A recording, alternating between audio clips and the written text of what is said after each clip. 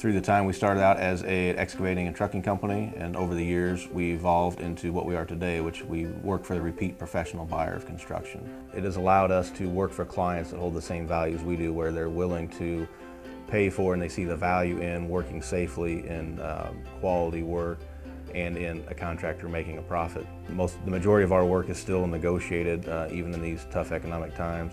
At a minimum, it's a select bid list where we are on a list with other contractors who are pre-qualified with very stringent safety standards, quality standards. We like to say we pursue clients and not projects.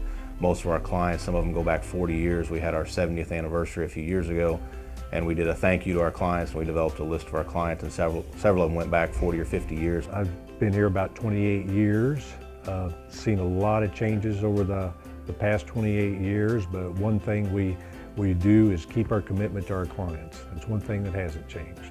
Even in the past 3 or 4 years since we've been using the Spectrum software, it's become even easier. We have more things at our fingertips anytime we need them. Once the invoices are scanned into the system, our project managers, no matter what job site they're at, they can log in daily, prove their accounts payable invoices, get those into the system, which in turn speeds up our time and material billing process. Before, I had a big, thick 3-inch binder that I would flip through to get all that information, and I'd have to remember that and go to each one as I would try to do the billings. And the old way we did it was through Excel, and I'd have to figure out all the hours for each craft because we have to bill carpenters at a certain rate, laborers at a certain rate, and so on. And we have up to 5 or so crafts that we deal with. One of our missions is to be an open book contractor with our clients, to show them